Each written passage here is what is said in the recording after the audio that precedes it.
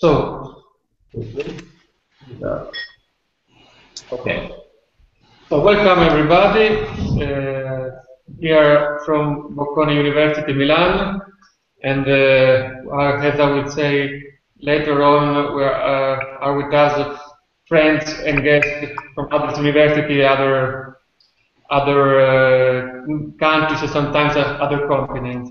So it's a real pleasure to introduce this event. It's the third, in fact, if I don't remember bad, the third webinar that Medialaws is organizing. Just few words about Medialaws. That is a social and I would say even a legal platform that since 3 years and a half is trying to deal in, let's say, informal and I would say even innovative way with the key of our time that are media, new media, legal environment, in not only in a domestic dimension, but also in a comparative dimension. So many fields of law that are converging in one platform with many speakers and guests, sometimes academics, sometimes practitioners, sometimes journalists. Having said this, as I said, this is the third webinar, and I would like to thank Valérie Rubel, that was the engine of this webinar, and he will say something later on. Before introducing all our guests, just let me say that this is the moment of trying to make a deeper analysis of the case that has been already commented widely in the literature and in the media. Maybe too much, in the sense that as many times happens when something new is coming from Luxembourg, there is a kind of rush in a comment, who is saying the smartest things who is saying the smartest thing in the shortest time, and this has been the case, and we clearly are not going to deal with all the issues, but I think that we are quite lucky because we have not only some academics and practitioners, but even lawyers that have been directly involved, as I will say later on in the case. Data retention and the decision of the Court of Justice. Clearly an historical decision for many reasons. Just let me point it out at one of these reasons. The fact that the court, for the first time in the history, there's been a declaration of contrast of a secondary European Union law with fundamental rights of the European Union. It's the first time that in a very clear and direct way, the Court of Justice said that a piece of secondary law is in contrast with acquis communautaire related to fundamental rights in Europe. Clearly, it would be possible to draw some comparison with previous cases, like the Dataretention saga and Cadi case. But for different reasons that I have no time here to deal in depth, these two cases are not completely comparable with the one that we are today analyzing. So, suddenly, the European constitutional lawyer discovered the technological environment, and that from the words of Bit, it could emerge some interesting points, even for the let's say more general background of constitutional law. This is a thing that here in Bocconi we are trying to repeat since many years, that the connection between constitutional law, European law, and internet law is much stronger and strict that a person can think, and this is, I think, a confirmation of this of the actuality of the link and of the need to look at both sides of the European constitutional law and internet law in, let's say, in a convergent way and not as two different autonomous fields. Having said this, I will go to introduce our guest speakers. First of all, saying that, as I said, after this very brief introduction, I will give the floor to Valerio Rubello, that will focus on the cases around the European Union. Then the word will be of Giovanni Gallus, that is here beside me, and I'm very happy to that he is in Bocconi, and he will speak about the Italian scenario related to data retention. Then there will be the time of comparative law, and many thanks to Ioana Turcocoriti, that from University of South Carolina, that is with us. Thanks a lot for being here with us. Then we'll go back to Europe with a panel that will see Manuel Davide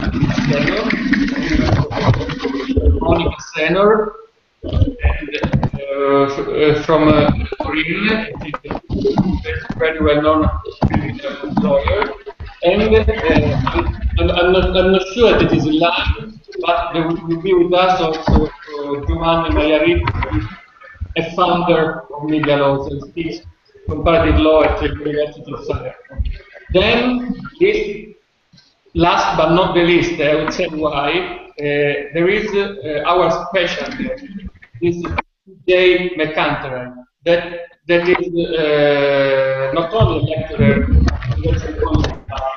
but was the person that represented before Luxembourg Court Digital Rights Ireland. So he's the chairman of Digital Rights Ireland that had a crucial role, as is possible to see immediately from the reading of the decision, in this historical step of the European Court of Justice. So let me especially thank TJ for his presence. It's a really privilege. And before giving the floor to Valerio, I would like immediately to involve him if you want to say just a few words of introduction for this decision. Thanks very much for the kind words. I suppose by way of introduction, I should just say that obviously we're still digesting the judgment like everyone else is. But having said that, I do have some thoughts as to how this is going to affect the political process in Europe going forward, and also outcomes in different national courts. I'm very keen to hear what the Italian position is going to be, because obviously the matter returns to the Irish courts very soon. We can see it coming before the courts in England and other jurisdictions soon as well. So I'm very keen to hear your perspectives on that as well, before giving my own perspective at the end. Thanks a lot, Vijay. Please consider you completely free to jump in the debate when you think it's necessary to say something more, or just to integrate the debate.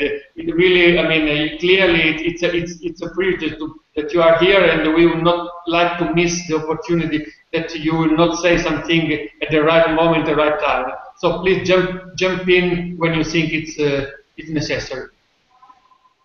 Okay.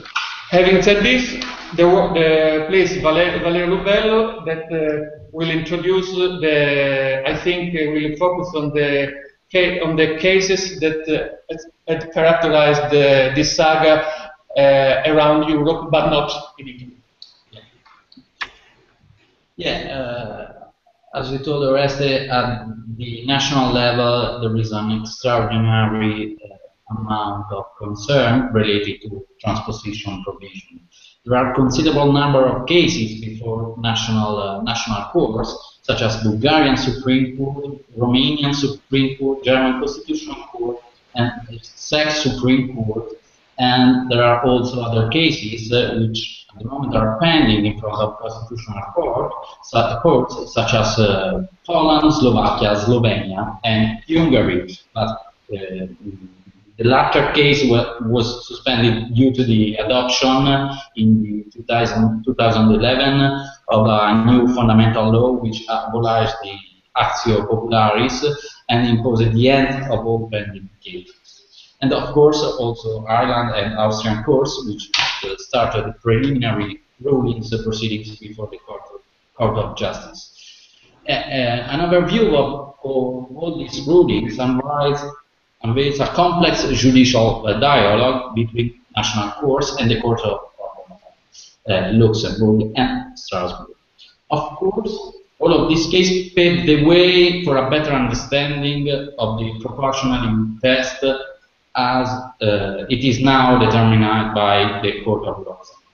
First of all, it should be noted that all the national rulings involved have steered clear of a direct debate over the legitimacy of the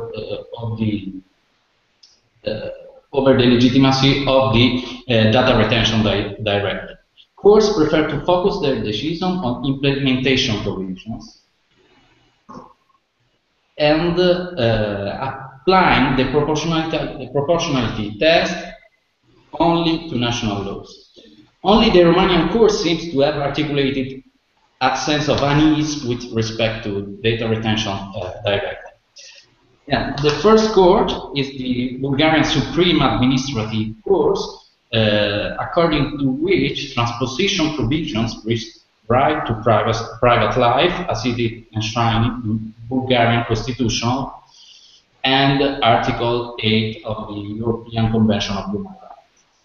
The court added that the transposition provisions provided a huge number of authorities which had direct access to retaining data.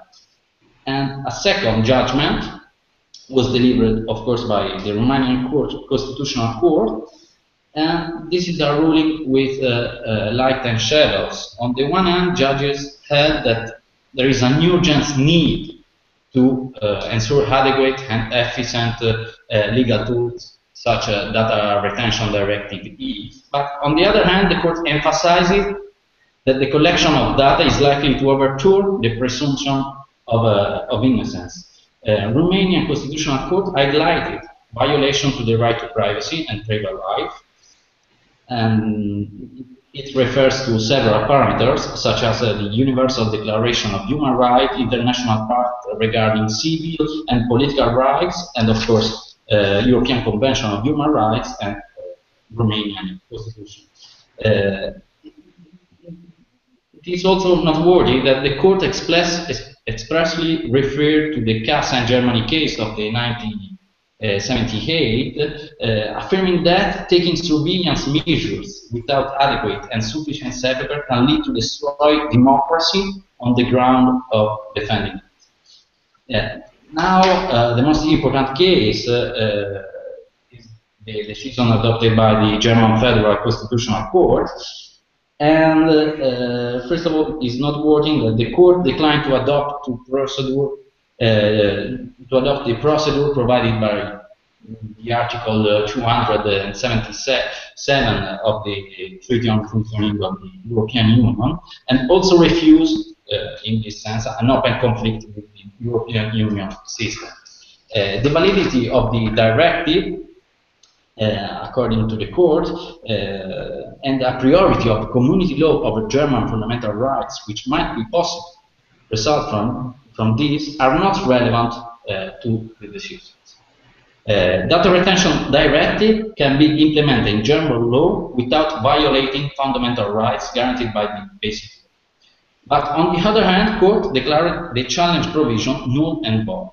Specifically, the court stated that those provisions violated the Article 10 of the basic law, since they are not structured in a manner consistent with the principle of proportionality.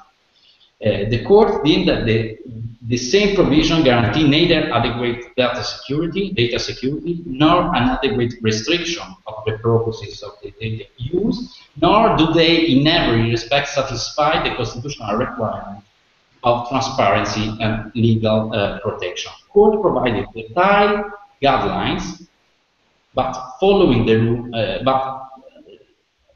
ruling, however, the German Parliament has not implemented this guideline yet, and so the issue is quite paradoxical now, because after the ruling of the German Constitutional Court, which declared the legitimacy of transposition provisions, the European Commission started an infringement proceedings against the country because of it had refused to adopt a new transposition provisions in waiting of the ruling of the Court of Justice. Similarly, also Sweden, that was one of the last countries to have been transposed the directive, has been also condemned twice with pecuniary penalties for incomplete fulfillment of the directive. And then we have another decision, that is the decision of the Supreme Court of Cyprus, which similarly declared the illegitimacy of the national legislation because of the breach, the right to, because of the breach of the right to private life and secrecy of correspondence provided by the Constitution of Cyprus. And then Constitutional Court that followed the reasoning of the German Constitutional Court and held that data retention directive is not unconstitutional in itself, but the transposition provision exceeded the requirement of the directive. The court found that the retention period was not accurately defined by the law, and the authorities who could access the data were undetermined and excessively broad. So we can find similar several points of contact with the Luxembourg Court. Moreover, the court pointed out the absence of clear and detailed rules for the protection of personal data, as well as the obligation to inform the person whose data has been used. And then at least it's not worth mentioning the Slovakia experience, in the Slovakia case, because here the Constitutional Court had suspended the national transposition of the directive, waiting for the Court of Justice decisions. Once the ruling is adopted now, the National Constitutional Court should continue in its judgment and declare the illegitimacy of the transposition laws. In a partial different way, but similar, the Slovenian Constitutional Court has suspended its proceeding, not the transposition law, in the interim of the Court of Justice ruling. So, in sum, this brief analysis is useful to underline how above-mentioned case fixed important elements for the balancing of rights at stake. They have started, I think, a silent dialogue between courts, suggesting to the Court of Justice useful tools for the weighing of the data retention and fundamental rights to privacy. Thanks. Thanks a lot, Valerio. I will just give now the floor to Giovanni Battista Gallos. We could put back on these points, but let me introduce Giovanni Battista Gallos, that is since at least 15 years very active in the fields of technology and law, and is also a fellow of a quite famous center of technology that is Nexus Center based in Turin. So thanks a lot for your participation. The floor is yours. Thank you for the invitation. I'm here at this webinar more to learn and listen than to talk, because the topic is so interesting, the speakers are so qualified that I think it's an invaluable opportunity. And before I will take even less time, maybe I jump in later with some consideration. I would start with the point Oreste started at first, the link between constitutional law, EU law, and internet and media law. It's very strict. Our digital freedoms are now the same as our freedom, generally speaking. And this is very much true in these cases. And the court stressed very clearly, also in the decision pointed out by Valerio before, that data retention is a particularly serious interference with the fundamental rights. And this is repeated in the decision over and over again. And I'm not going, of course, into details into the decision because I would have to deal with the effect or with the probable effect under Italian national law.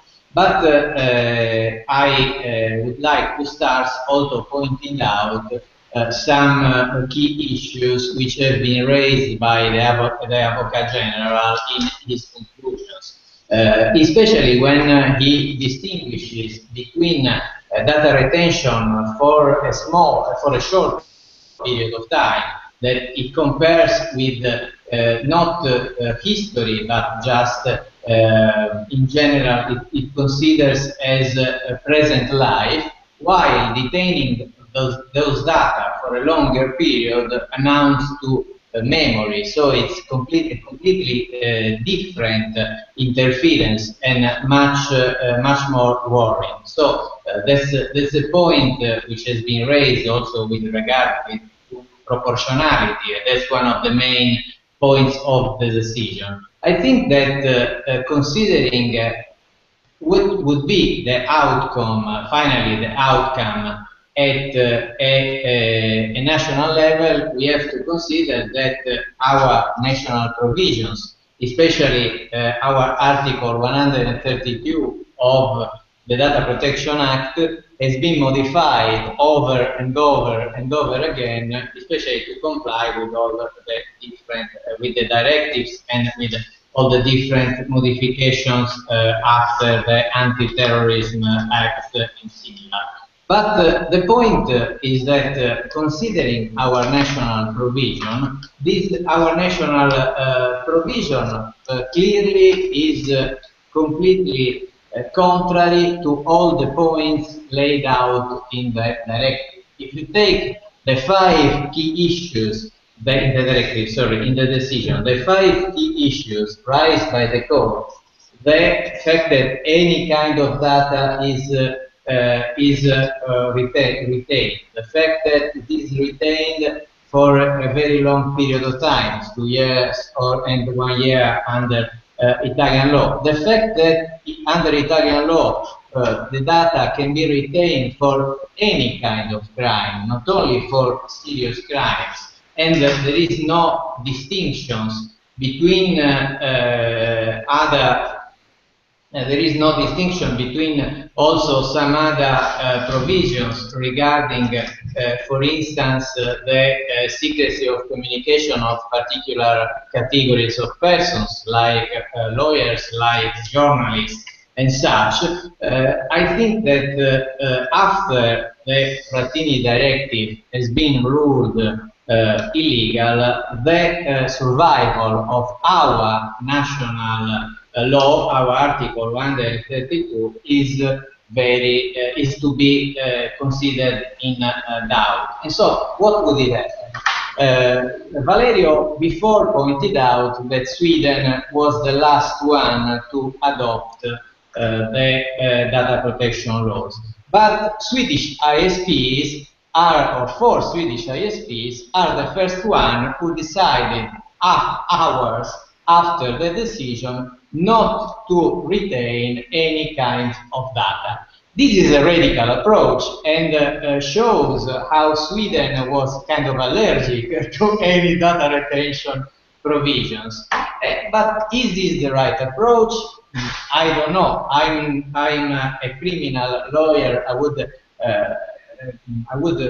add some more consideration on the criminal side. But it's a radical approach which could be considered, because if you, coming again to the national point of view, if you consider that applying the actual norm of Article 132 of Data Protection Code, you violate all 5 principles laid out in the decision, this could amount to unlawful data processing, or there could be some serious consequences. So I think that in general, ISPs at the European level at the present time literally stand between a rock and a hard place, because they are just caught in the middle. Do they have to retain the data? Do they have to be bound by national legislation, which are still into force, or do they have to apply the decision? It is a complicated task. As I said, the radical approach has been already applied by some Swedish ISPs. The thing is under Italian law is very complicated. Coming to the outcome of the decision under Italian criminal law, this is another complicated matter, because in general, Article 160 of our Data Protection Act stipulates that validity of data, validity of any kind of evidence, is not related to the Data Protection Act, but to the Criminal Code, the Criminal Procedure Code, or the Civil Procedure Code. So we could think that this decision would not have a direct relevance. But in this case, I doubt it, because Article 132 rules also the procedural aspect and the data protection aspect, and it is at the present time contrary to the decision. So, will all the data collected under the data protection, under the data retention regulation be held valid before the court? We have to think about it, and we have to think, for instance, the degree or the category of crime they used, because the decision points out very well that data retention can be justified for public interest for the prosecution of serious crimes. In Italy, as we pointed out, we can retain the data for any kind of crime. So this is a key issue. This is a very serious issue, and we will figure it out how the courts will decide this topic, because also because there is the problem related to the data, to the collection of the data that under Italian law is has to be authorized by a decree of the public prosecutor. Would it be considered enough, or do we need a judicial guarantee? So not only the public prosecutor, but we need a judicial body to intervene in this proceeding. We will see if the Article 132 will survive, or it will be already considered a remain of the past. Thanks a lot. Thanks a lot, Giovanni, because this is a quite interesting inside analysis of the domestic dimension. Now it will be very important to see how has been perceived the decision from the other part of the ocean. Because if you combine the decision on data retention of the 1 or 2 days ago on the right to be forgotten, it's clear that in Europe it's emerging, at least for a judicial will, and not for a legislative will, a real digital right to privacy that has some clearly crucial implication on the dialogue between the two parts of the Atlantic, because it doesn't make any sense to build a European fortress so strong, but then that has not many ways to communicate with the other parts of the world, especially in this case with the United States. So now I think it would be very interesting to hear the opinion of our guest from University of South Carolina, Joanna Turco-Corrigi, that is a postdoctoral fellow at Walker Institute of International and Area Studies, and has been for many years for 6 years and a half, holding various appointments at Harvard Law School. So, Joanna, the floor is yours. Hi, thank you. It's such a pleasure to participate in this conversation. Would you like me to present very briefly the legal basis of the existing programs as they have been valid and have been applied, as they have been operating? Because there has been a significant change. There is discussion and there has been a compromise towards a new legislative proposal, right? There has very recently the House Permanent Select Committee on Intelligence approved the compromise bill on NSA reforms that was unanimously approved by the House Judiciary Committee, and this bill establishes a program which is very similar to the one that the Dataretention Directive, right, had established. So, and was held now, right, as violating the right to data privacy by the European Court of Justice. So they are inserting now what has already been considered as violating the right to privacy in Europe, right? So would you like me to present briefly the legal basis of the former programs as they have been operating so far? Mm-hmm. Okay, so the USA Patriot Act of 2001 empowered the Foreign Intelligence Surveillance Court, right, a special court, to order the release of any tangible thing, including historical and transactional information relating to telephone calls and emails, financial information and consumer credit information to FBI. The first requirement is that this information is relevant to an investigation to obtain foreign intelligence information not concerning a United States person or to protect against international terrorism or clandestine intelligence activities, provided that such investigation of the United States person is not conducted solely upon the basis of activities protected by the First Amendment of the Constitution. So this term, any tangible things, may refer to any object or database, library records, and internet browsing histories. Phone records are to be collected containing subscriber information, toll billing records, information or electronic communication transactional records, as well as financial records. The second requirement is a statement of fact by the FBI, proving that there are reasonable grounds to believe that the tangible things sought are relevant to an authorized investigation under the Act. So, Valerio, in that conference we participated, right, of the International Association of Constitutional Law. If you remember, many law professors, constitutional law professors in the US, had very serious objections as to whether this reference in the law to any tangible thing, right, is a proper legal basis, right, for the totality of these programs, right, as they have been applied. So another very problematic element is that the Act authorizes the issuance of national security letters. These are a form of administrative subpoenas, right, by which the FBI can obtain access to this material. And they are primarily used to obtain telephone toll records, email subscriber information, and banking and credit card records. And access to these records is allowed even if the subject is not a subject, right, in the investigation. Under the Patriot Act, the FBI can issue an NSL whenever an authorized FBI official certifies that the records sought are relevant to an authorized investigation. And the legality of these orders may be challenged by filing a petition within a year of their issuance. So this is the program that concerns US citizens, right, under the Section 215 of the US Patriot Act.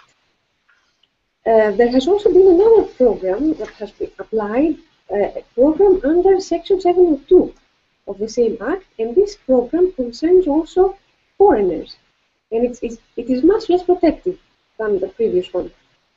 So the United States Foreign Intelligence Surveillance Act, adopted in 2008, impose different rules for international communications depending on whether the target of the surveillance was a United States person, a category including both American citizens and non-citizens who are legal permanent residents of the US, or a non-United States person. According to Section 702 of the FISA Amendments Act, if the target of foreign intelligence surveillance is a non-United States person who is reasonably believed to be located outside the United States, the Attorney General and the Director of National Intelligence may authorize surveillance upon the issuance of an order of the FISA court, without needing to prove probable cause to believe that the target is an agent of a foreign power, even if the interception takes place inside the US. Right? So the requirements are less. You don't need to prove probable cause. Right? This program has also, of course, stirred a lot of debate, as it also affects indirectly US citizens who are in communications, who can be in communication with foreigners abroad. Right? And the FISC has held, the court that gives all these approvals has held that the minimization procedures that apply to NSA's upstream collection of electronic communications did not meet the requirements of FISA or the Fourth Amendment, as the NSA's use of upstream collection often involves the inadvertent acquisition of multi-communication transactions. Right? So this is where the danger of all these programs comes, that inadvertently we end up collecting much more material than initially they aim to collect, because it's very, very difficult actually to distinguish what might be of use, what might be helpful and what not, right, for the purposes of a specific investigation. So the bill that I mentioned earlier, which is under discussion, bans the bulk collection of all types of records. So it's a very, very positive step, right? And not just the Section 215 phone metadata program.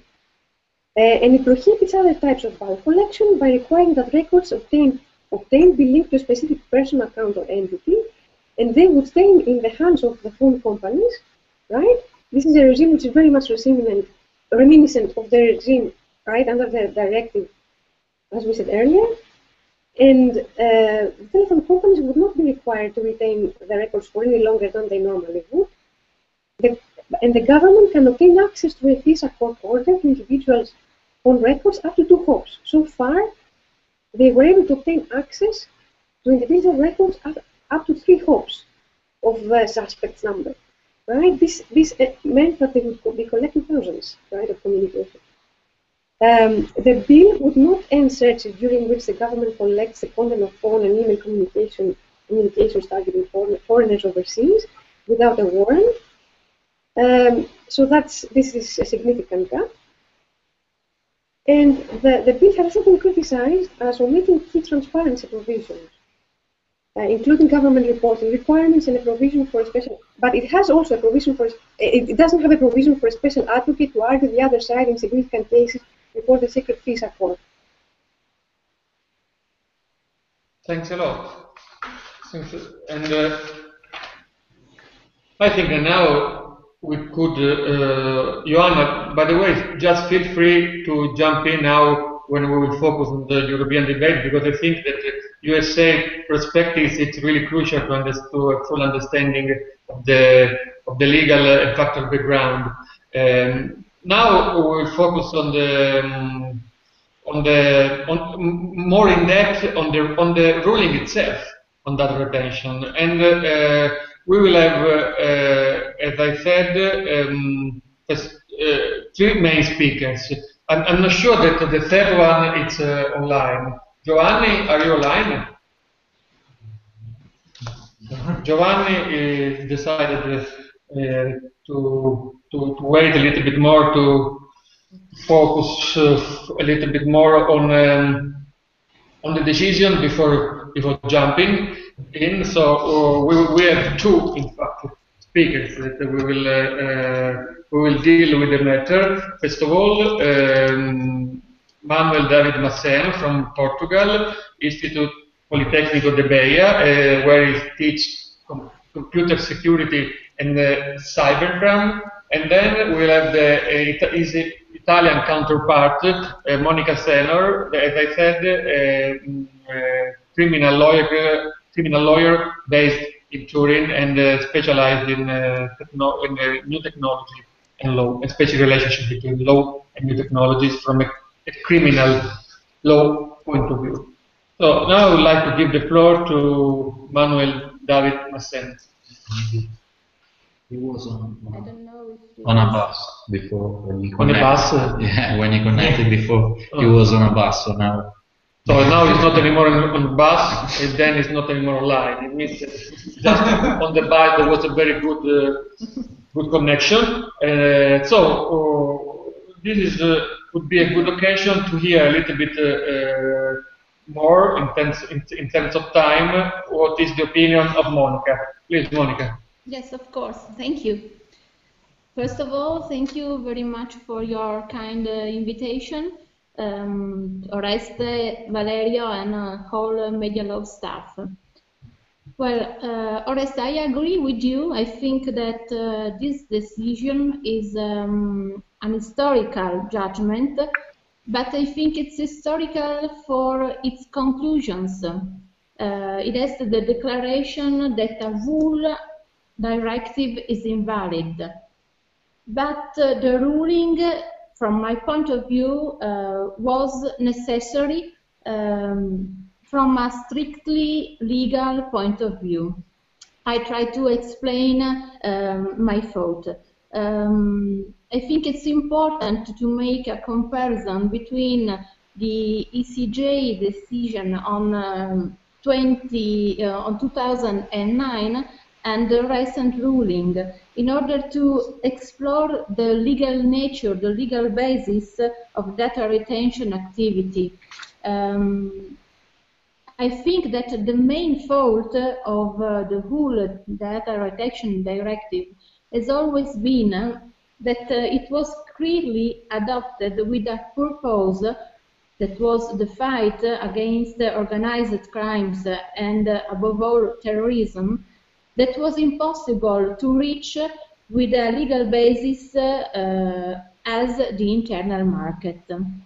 As you know, the judgment of the European Court of Justice in 2009 dismissed the action for annulment of the Data Retention Directive brought by Ireland and supported by Slovak Republic. The action for annulment was brought by Ireland on the ground that the directive was not adopted on the appropriate legal basis. Ireland submitted that Article 95 of the Treaty of Rome as legal basis was an error because the objective of the directive was not the functioning of the internal market. Ireland argued that the sole objective of the directive was the fight against crime. The court in 2009 said that the directive has the sole purpose to harmonize the national laws because the differences between the various national provisions on the retention of data relating to electronic communication adopted up to 2005 under the Article 15 of the e-privacy directive were liable to have impact on the functioning of the internal market.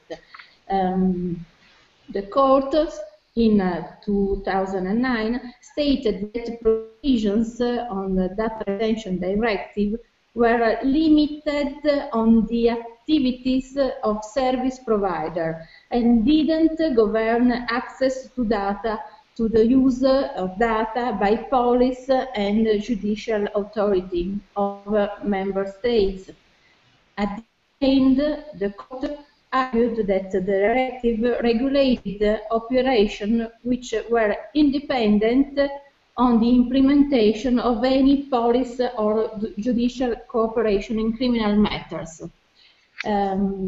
Moreover, although the Slovak Republic submitted that the data retention amounted to an extensive interference in the right of individuals to privacy, the court didn't analyze this matter, because the action, the principal action brought by Ireland related solely to the choice of legal basis.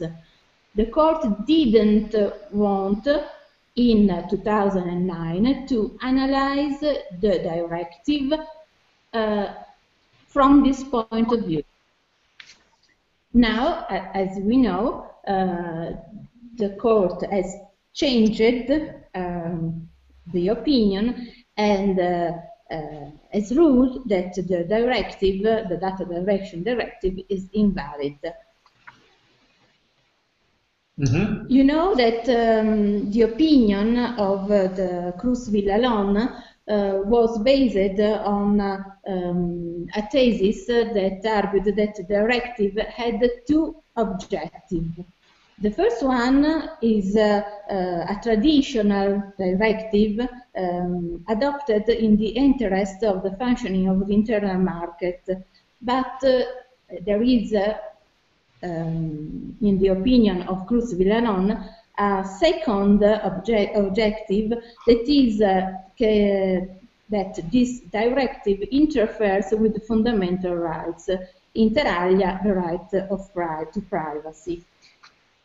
The court doesn't expressly welcome the opinion of Cruz Villalon and it says that the directive aims to harmonize member states' provision concerning the obligation of provider with respect to retention of certain data which are generated or processed by them. But in the meantime, the court says that the Dataretention directive has a material objective, that is to ensure the data are available to purpose of prevention, investigation, detection, and prosecution of serious crime, such as organized crime and terrorism. The material objective of the directive is, therefore, to contribute to fight against serious crime. Only starting from this point, the material objective, the court was able to make a balance between fundamental rights, so Article 6 of the Charter, right to liberty and to public security on one hand, and Article 7, privacy, 8, data protection, and 11, freedom of expression on the other side. And in doing so, the court addresses the discussion on the principle of proportionality. The court argued that the Dataretention directive does not comply with the principle of proportionality with regard to condition, substantive and procedural condition relating to the access of the competent national authority to the data and to their subsequent use. Review out by a court or an independent administrative body, and objective criterion by which persons are authorized to access to that data. So the court speaks about the persons, the authority that could access to the data, not and doesn't speak about providers. And so, in other words, the directive was surely formally imposed obligation only to provider in order to respect the internal market aim. But today, the court,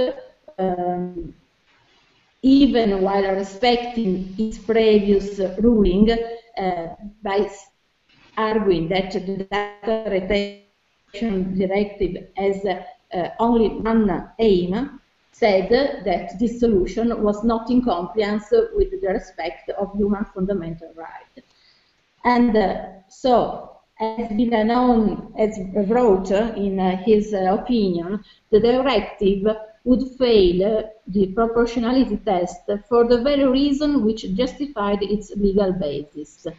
The reason for its legitimacy in terms of its legal basis would, paradoxically, be the reason for its illegitimacy in terms of proportionality. So, this is my opinion. The Dataretention directive had ab origine a wrong legal basis. Everybody knows this, but with the tools of pre-Lisbon Treaty, Europe had only this kind of choice. So the first judgment of the Court of Justice was a political ruling. He decided to save the directive. Now that we all agree that data retention has a great interference with the right to privacy and to data protection, I think that it's necessary to adopt a new European legislation based on Article 16 of the new treaty on the TFEU. That is the legal basis of the new General Data Protection Regulation, and also the legal basis of the proposal of the new directive with regard to criminal matters. So I think that this is the solution. We cannot think that another legislation cannot observe this kind of issue. For the moment, I stop here. Thanks. Many thanks, because I think that now it's a good point to involve TJ in the discussion. And clearly, it's absolutely free to make all the points that he decides to make, but maybe it would be interesting to know his opinion about what has been just said, the connection between decision 2009 and decision that we are commenting now, 2014, first of all. And secondly, which would TJ thinks would be the reaction at the national level, especially with regard of Ireland, but not only, and then at the European level, and not, I'm speaking about the reaction of the legislative powers, how they will deal with this challenge in the next future. TJ. Okay, thanks. I suppose a lot of what I wanted to say has already been covered in some of those excellent contributions already. So perhaps what I can do is talk a little bit about, first of all, the point you made regarding the legal basis, and Monica's very interesting point there, and then talk a little bit about some of the other issues. But before we go on, I actually have a few slides that I'd like to use to talk about some of the other issues, and I'm not seeing them on screen at the moment. Can you tell me, can you actually see them on screen? Yeah, we can. Okay, I don't know what there we go. I'm finally seeing it on my other screen now. Yeah, I think that Monica is right. I think that the directive was fatally flawed from the outset. And it's ironic, of course, that Ireland was one of the countries challenging the legal basis of the directive when it had been so keen to push the concept of data retention to begin with. And it's striking that ultimately came back to bite Ireland, and then ultimately came back, of course, to bite the European Union as a whole when that initial fatal fudge proved to be unsustainable. Now, as regards the wider points that I want to talk about, let me just go to my window with my slides in them, and hopefully you should now be able to see a map of Europe. In broad terms, where do we go from here? Well, as you know, once the directive is struck down, we're back in the political arena. But more importantly, I think we're back in two separate political arenas. So there will be a push, of course, for a revised data retention law at a European level. But it's very hard to see exactly what such a European data retention law could look like, compatible with the judgment of the court. Because unlike the Advocate General's opinion, the court does not set out any sort of menu or recipe to be followed to make data retention acceptable. The court sets out a number of things that it does not like. It doesn't necessarily say that if you were to comply with all of these factors, the resulting law would be compatible with the Charter of Fundamental Rights. And in fact, I wonder whether it would be possible to have any blanket telecommunications data retention that would be compatible with it. Having said that, though, I think you are going to see much more of a push now at a national level for data retention laws, or to preserve existing data retention laws, if just to fill the gap between now and the adoption of a replacement European data retention measure, bearing in mind, of course, that the court didn't put any stay on its decision. The finding of invalidity was a finding that the directive was invalid ab initio. It's not something that can be relied on any sort of stopgap basis, unlike, of course, again, the opinion of the Advocate General, which suggested that this would be impossible. So I think from a civil rights perspective, this is the beginning, not the end of the fight, that we still have to go on and fight both in Europe and also domestically. We already had an excellent contribution from Valerio, who described how we have national responses, in some cases suspending the operation of the directive.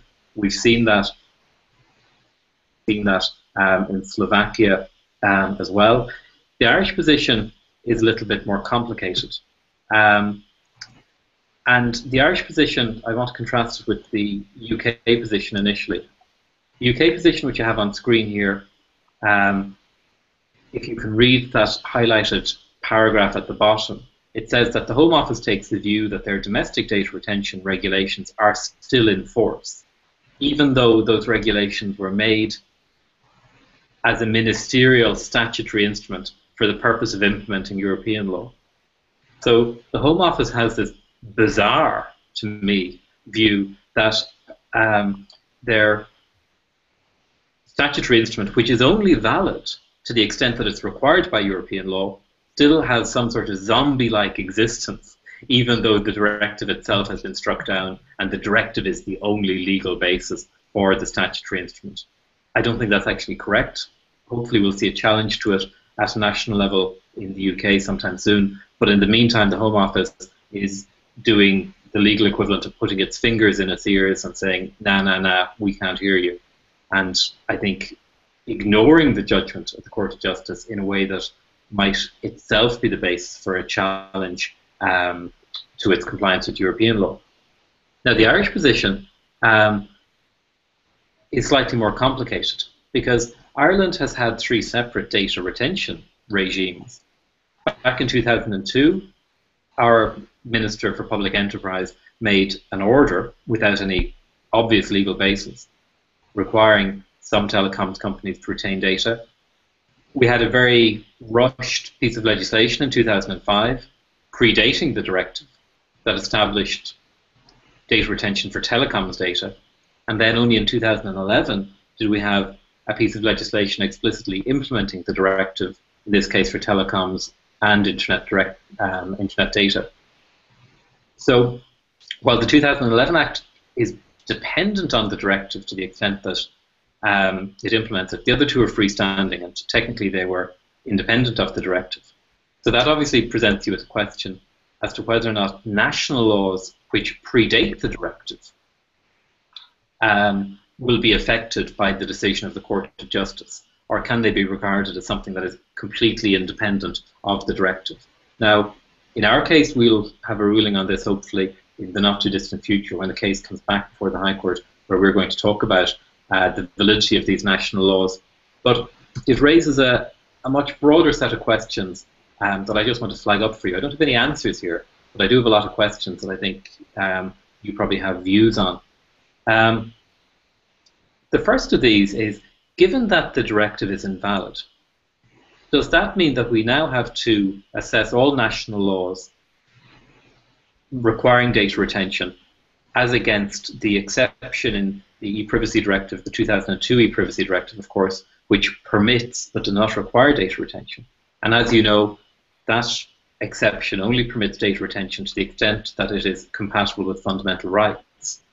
So given that the ECJ has now given us a definitive ruling as to what the Charter requires, does that mean that now we are going to have to look at any separate national laws in light of Directive 2002/58's provisions? The second point that I want to think about here is, to what extent can the charter rights articulated by the court be enforced against these types of purely domestic laws? Because as you know, the case law is quite clear that charter rights apply even as against domestic legislation, where a member state is implementing European law or it's acting in the scope of European law. So that actually potentially goes much further than the e-privacy directive's exception. And in particular, I'm thinking here about data retention outside the context of public communication services or public communications networks. As you know, data retention, as required by the directive, only applies to the public communication service, the public electronic communications network, and these things are terms of art that apply to essentially traditional telecoms, and they keep outside their scope things relating to, for example, webmail or online chat services, to the extent that those are information society services under the e-commerce directive, as distinct from communication services regulated by European telecoms law. Now, that causes me to wonder. Suppose that we have a country such as the UK trying to implement its Snoopers Charter. Suppose that they impose data retention obligations on a online chat provider. So that is something that is completely outside the scope of the directive. It is on the face of it unaffected by the directive. Is it nevertheless the case that when regulating an information society service, they're acting within the scope of European law, and therefore they must comply with the understanding of the Charter set out by the court? In fact, if we go further, to what extent is there wriggle room to allow any national data retention laws now? Is it the case that we can say that some areas of law are outside the scope of the Charter, or they're outside the scope of the privacy directive, and therefore the safeguards required by the Court of Justice simply don't apply? Or in fact, is it the case that almost any telecommunications retention law or any information society service retention law is going to fall foul of the principles articulated by the Court of Justice? So that's really a question of scope, and perhaps some of you who know more about the questions of application of fundamental rights against member states can answer this. But it seems to me that on the face of it, very, very many of these areas are going to be within the scope of European law. Therefore, the reasoning of the court will apply in that context as well. And of course, to the extent that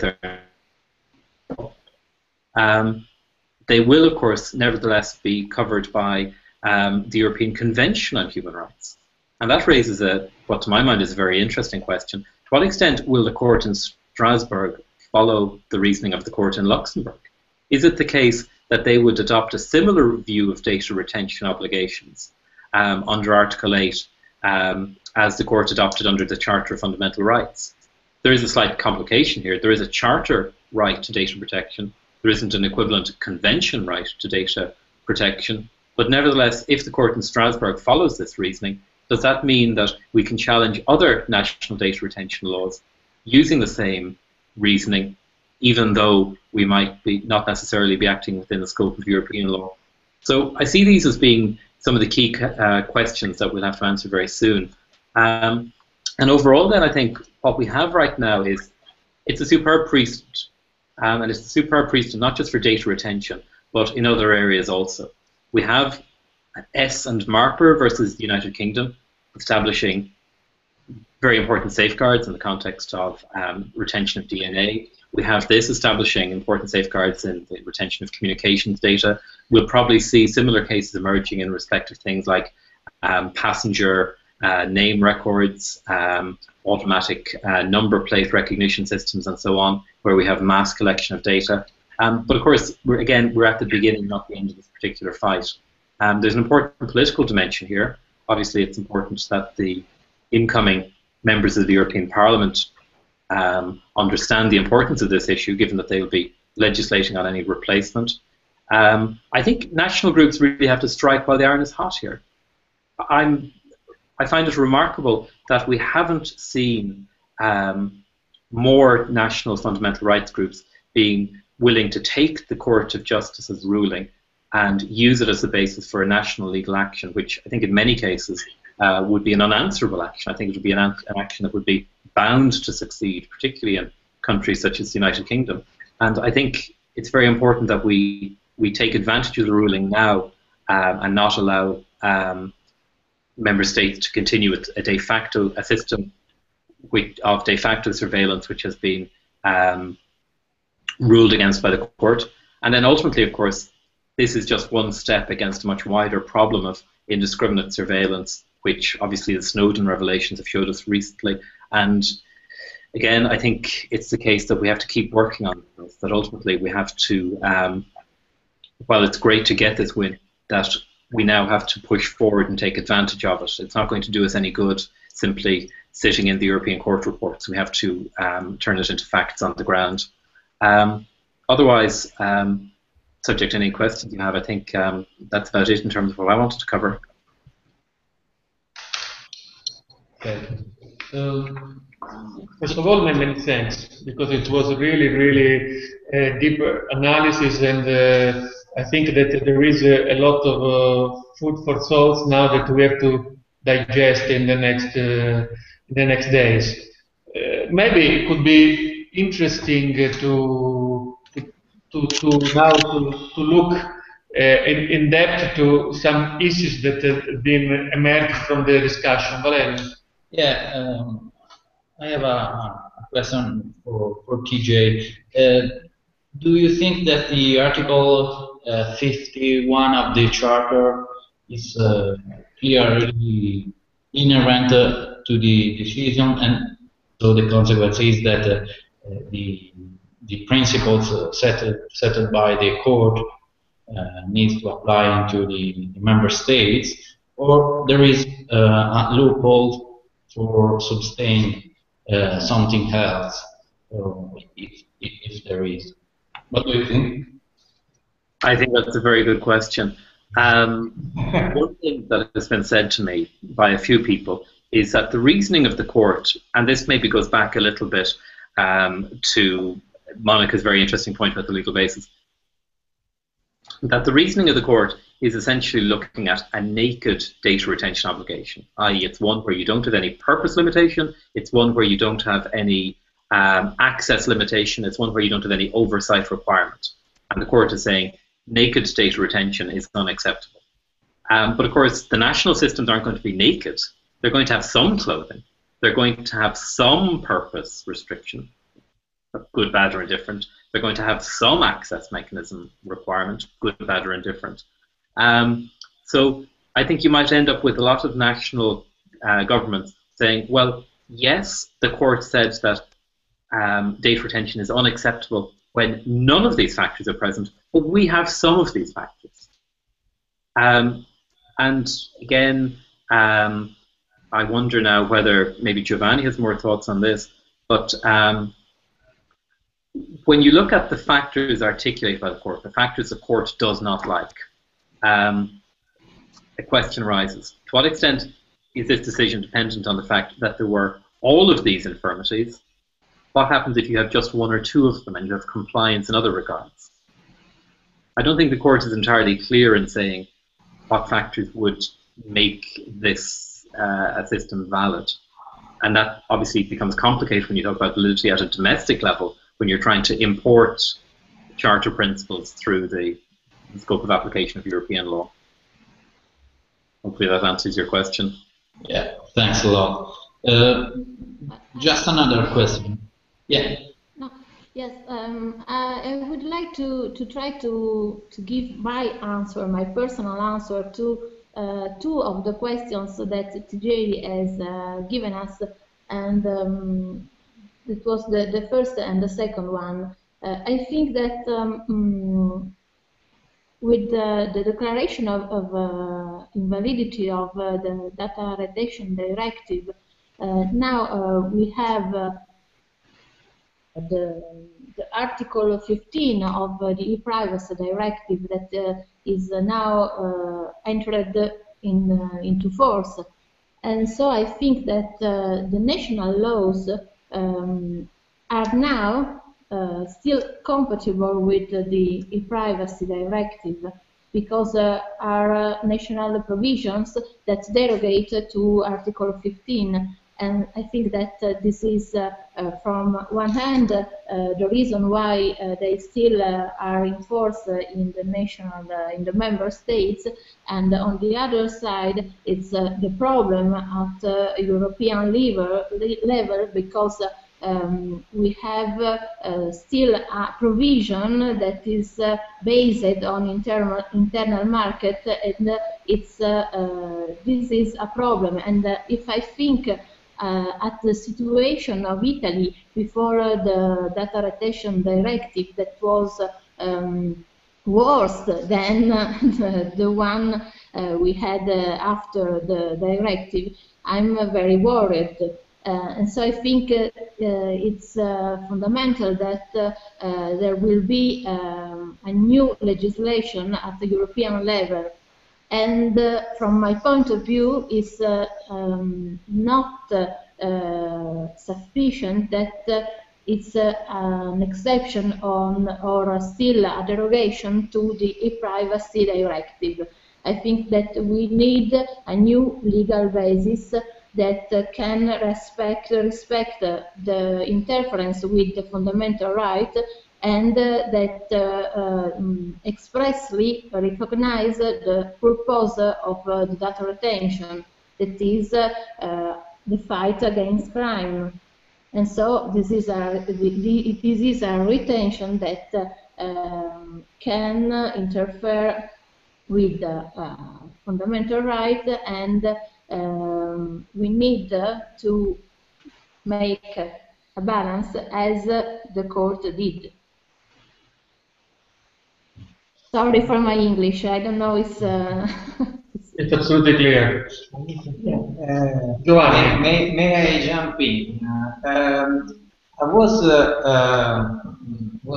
listening very carefully to what DJ and Monica said, but I was thinking that any framework, any national framework from now on should be in compliance with all 5 requirements stated by the court. It is true that those are kind of the reasons for invalidity of the directive, but I think they lay out a framework under which any data retention law could be valid. And I think that it is questionable that under Article 15 of e-privacy directive, our national law could survive if you take out the data retention directive,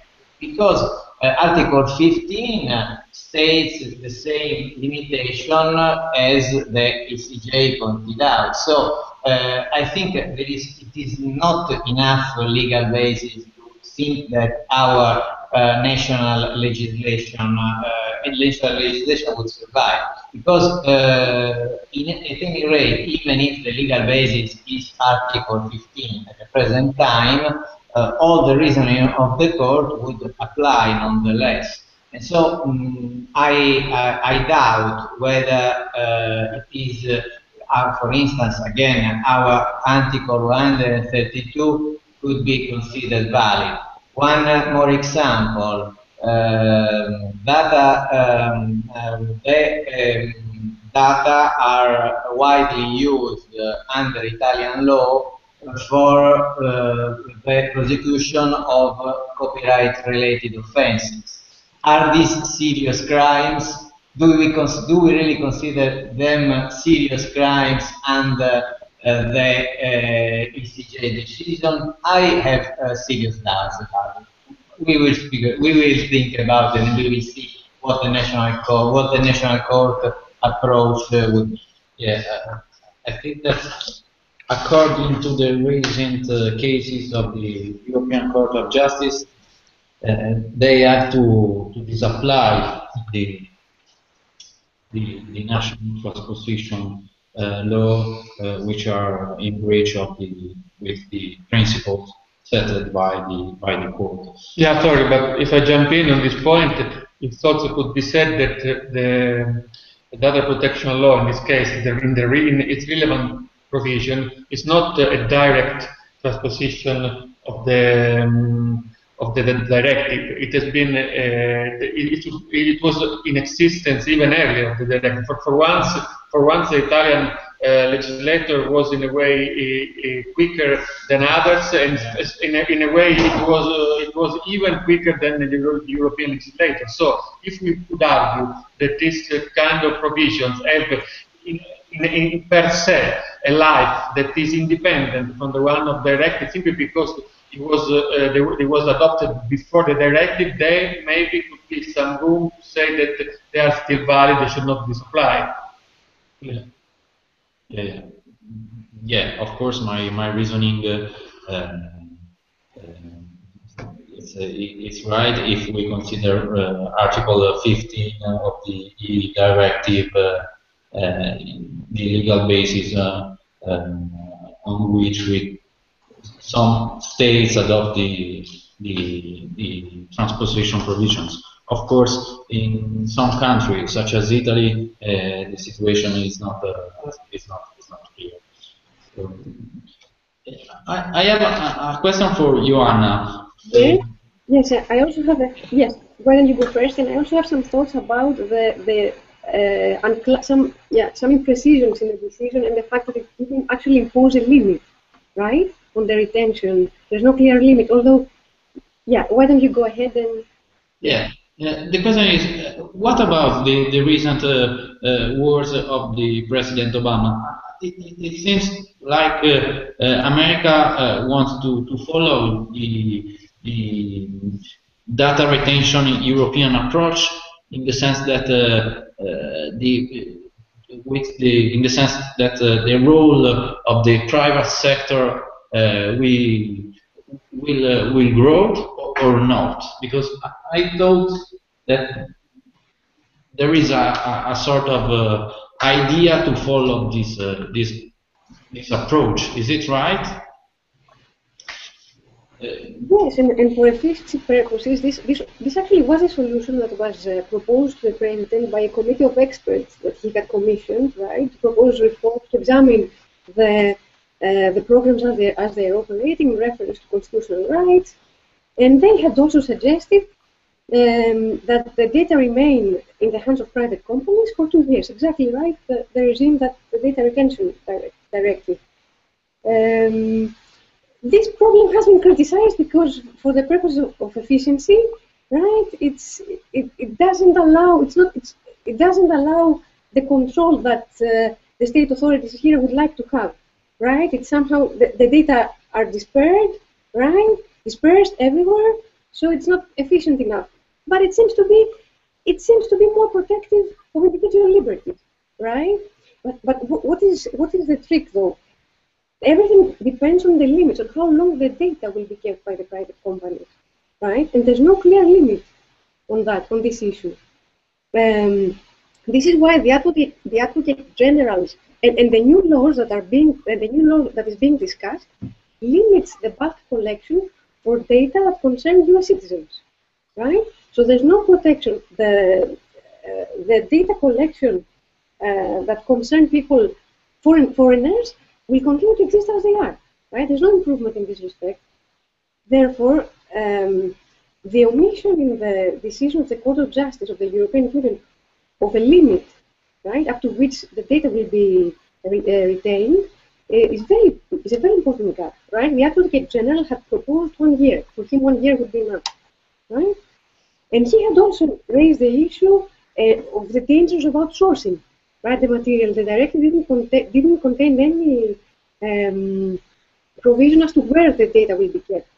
And this has a lot of dangers. So, if Europeans want to be protected by the data collection as it's being applied, and given that there's no improvement in this respect on the US side, they will have to impose rigid limits on how long these data are being kept by the telephone company. Thanks a lot. And may I continue with the question? Yes. Now, for TJ, what do you think about the sentence in which the court seems to affirm that data will need to be retained within the European Union? Is it a sort of revolution, or is just an obiter dictum that doesn't have doesn't will change too much things? What do you think about it? That's a really good question, because that's something that we weren't really expecting to be a major issue at the hearing. And as you know, the hearing came about 1 month after the Snowden revelations came out, and it created a very different sort of climate. And of course, about 2 weeks after the hearing, Snowden revealed that the American authorities were spying particularly on the European institutions, which I think was a very helpful revelation. But the court did focus quite a bit on it, and it took us by surprise. It wasn't something we were focusing on at all. But I think their particular concern was that obviously it goes to the level of risk. Now, I'm not actually sure that the level of risk is, as a practical matter, greater if the data is outsourced outside the EU, particularly when you look at the extent of the existing NSA attacks on companies such as Belgacom, the way in which their networks have already been compromised. But the court was, I think, very clear in the idea that if we're retaining data for this purpose, then access to this data has to be restricted according to European concepts of what that purpose is and European due process guarantees. And that can't be guaranteed if the data is subject to the jurisdiction of a third-party country. And obviously the United States was central here, even though it wasn't explicitly singled out in the ruling. It was singled out on the day in a number of the questions of the court, where the court is seeing that outside safeguard as being inadequate. And to what extent do I think that's revolutionary? I suppose we don't really know yet. There's nothing to wait and see about that aspect of the judgment. But I suppose it's something you could apply more generally. If you think about, for example, mutual legal assistance treaty requests generally, when you have any request for bulk data, which you might well have, is that still going to be permissible? I think there is a question there. Does it arguably put a question mark over any of the existing information sharing agreements? There was a recent legal service note which flagged up some of the issues such as PNRs that might be affected by this. I don't know, really. Your guess is as good as mine, or probably better than mine on these issues. But yeah, absolutely, I think it is potentially an issue that we've yet to touch on.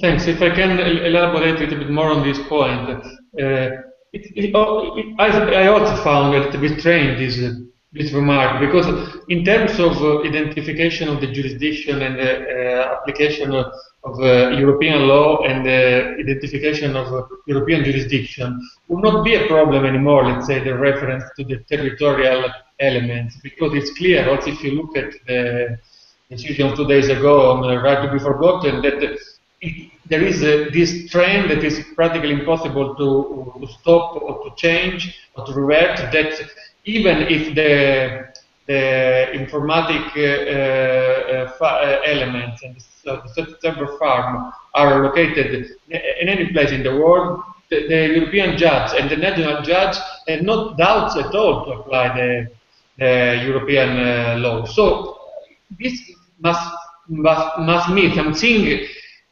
different, or at least something more than just the idea to apply the European law, the legislation. So, but I also have no doubts. I have doubts what does it mean this point, which will be the implication. But still, it's something that if you read the first, even the second time, it might raise some important points, no? I wonder if I can come back in on that. Maybe this is the flip side of a different issue that arose a few weeks ago. And I'm sure that Joanna could tell us better about this. in relation to the US magistrate judge who recently issued an opinion accepting that a US court had jurisdiction under the Stored Communications Act to get its hands on the data held by Microsoft in Europe, where there was the servers were physically located in Europe, and the US courts are asserting jurisdiction over that. Maybe this is the flip side of that particular problem. Very interesting point. Yeah, true. Okay. Well, it is. So, from their point of view, right, since they are conducting this investigation for terrorist purposes, if their legislation is fulfilled, rather, if the requirements of their laws, of their legal basis are fulfilled, they think that they can apply their laws, right, independently of where the data are being kept. This is why this is the genuine clash, right, the conflict of laws. This is why it's Europeans that have to stand to raise the standards of protection to protect the data that are being kept, right, by companies that are situated on the European grounds.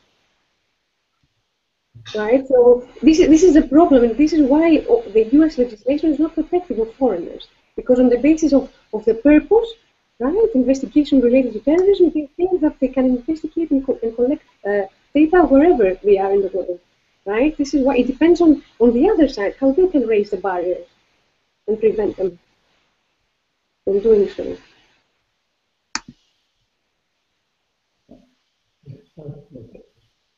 Yeah. Why? There's a legal gap, right? And as was mentioned earlier, and there has to be either a new directive or some kind of regulation that clarifies all these issues. Okay. Yeah, okay. Sorry, I think that the Datagate had a great influence on these two judgments. I mean, the data direction judgment and the ruling on Google versus Gonzalez. Absolutely. Yeah. No doubt. Yeah. Yeah, if I may jump in again on the editorial issues, it's interesting by reading the decision that the decision takes into consideration the fact that in general the data authority could control also data processing who are not based in Europe, but the decision states explicitly that in this situation control is not fully ensured. So I guess we have to consider the fully ensure to control the data protection fully. This is a very important statement. So even if you have jurisdiction on any kind of data protection which involves European interests, just to put it broadly, not to go deeply into this statement, this does not allow a full control from by the data protection authority. This raises also the territorial issue. So it has to be considered in this light. I think this advert fully sheds a clear light on what the court thought about it. On the other hand, keeping the attention on this point, this could have some broad implication on the business model of the operators, because I mean, one thing is to know that the jurisdiction will be the relevant jurisdiction will be the one, the European, will be a European judge, and the applicable law will be a European law ex ante. Okay, the operators could in a way foresee now after so many years. But one thing is to also invest money in changing the main basis of the servers. This is something that I'm sure, if it's understood literally, as the court stated, it's a crucial implication on the business model and on the choices of this operator to not only to stay in Europe, but to invest in Europe. But this is quite difficult then to decide, because if being global, the market, I don't see how they could invest just in one part, excluding Europe from their market. This is clearly a question that I've not answered, but I think it could be interesting to speculate in the future. Well, yeah, of course. From this point of view, it seems that the code refers to something that is physical. Yeah. Data need to be physically in the Europe, not just fully controlled. Yeah, not just jurisdiction, because jurisdiction is known. Yeah, just something physical that, of course, open scenarios not known at the moment. So we have to wait. Maybe I think that one possibility is other ruling of the Court of Justice on this point, because the points that are not clear are several. So maybe it is not the end of the saga, but the starting point. I don't know at the moment. So thanks to everybody. The webinar is over, and now we are going offline. Have a nice weekend, everybody. Thanks for staying here with us, and it's a pleasure. We learned so many things. Will be another occasion, I think, in few weeks, related to the Google case and the right to be forgotten case. And I hope that will be another chance to stay here and to stay all across the world speaking about these issues. So thanks again, everybody, and see you next time. Thanks a lot. Thanks a lot. Bye-bye. Bye.